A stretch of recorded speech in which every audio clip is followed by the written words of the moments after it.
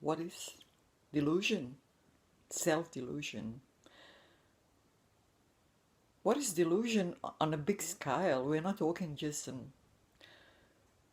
so-called mental problems of an individual, but of a delusion of the whole human population on average. We all indulge in it, and we go on and on indulging in it, although we are paying a very high price for it. What is this grand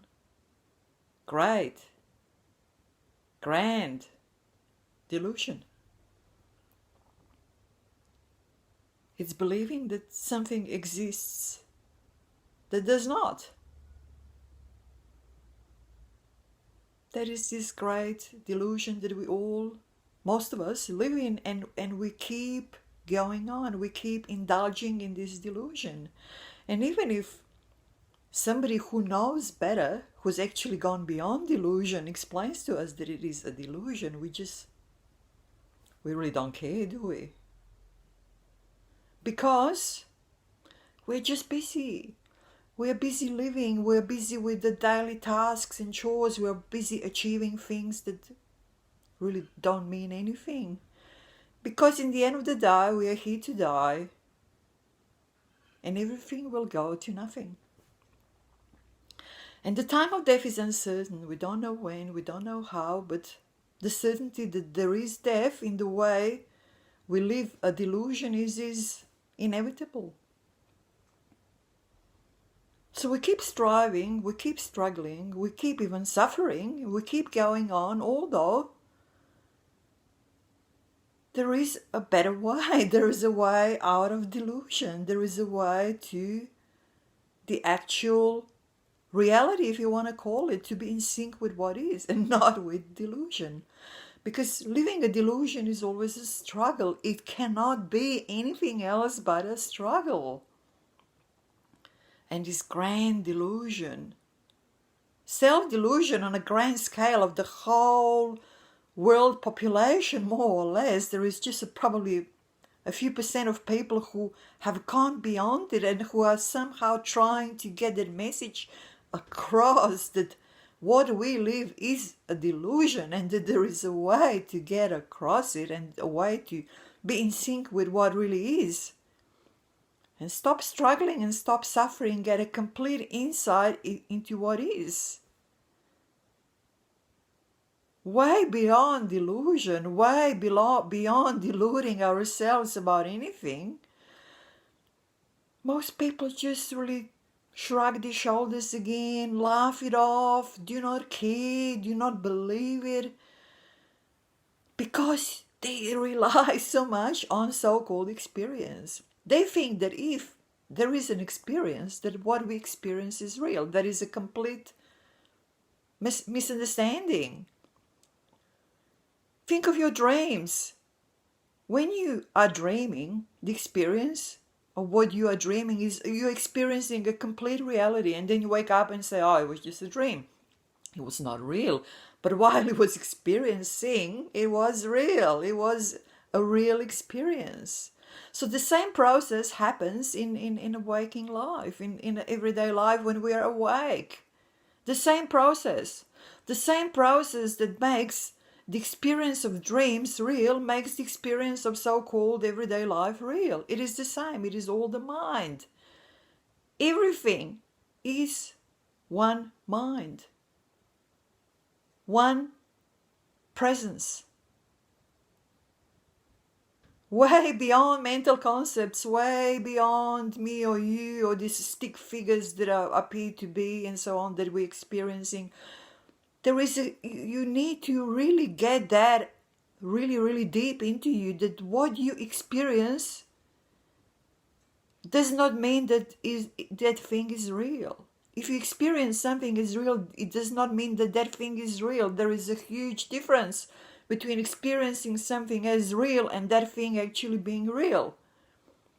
And all this world and all these stick figures like me and you and these bodies and these things and more things, everything are just stick figures. Everything are just experiences. There are experiences, real experiences.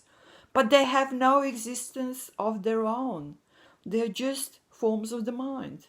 Everything is the mind.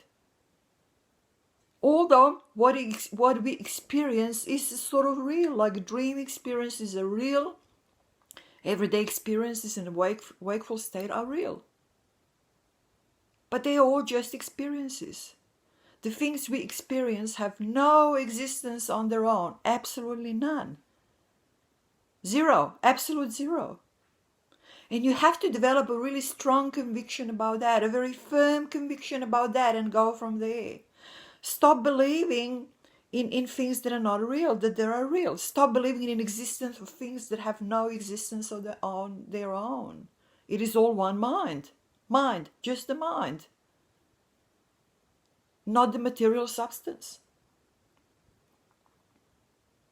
Once you develop this strong conviction, and then you go on with some daily practices that are really just letting go and just completely relaxing and going beyond mental concepts, you will definitely start connecting with what is, with the presence that is.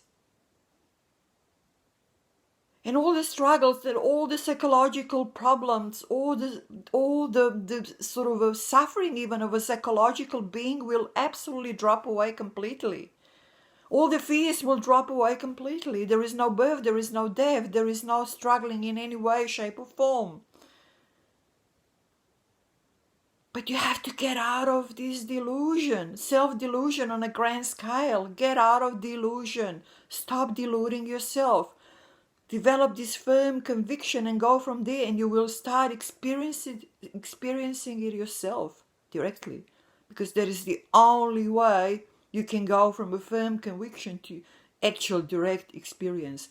But the firm conviction, the strong conviction of what is real and what isn't, and the every shape or form is just a form of the mind. It does not have any substantial existence, any existence of its own. This is needed as a start. That is your starting point, and from there are no limits. So it is very, very, even on a pragmatic level, it is very beneficial that you do that you start developing that sort of practice and that sort of conviction. Because all the suffering, all the striving, all the misunderstandings in your life will completely drop off. And what you will sink into is such a peace and bliss and absolute clarity about everything. Some people think that by dying they sort of, they will get some peace, but that is not true. If you die still not understanding what is and what isn't, still not being able to go beyond the appearances, you will just end up in another life circle. And your suffering will be probably even greater than in a previous life. And you might not even necessarily end up in a cycle as a human being. You probably even won't. So there is no comfort in death as sort of finding peace. It does not work that way. Anyway, that's for today. Talk soon. Bye-bye.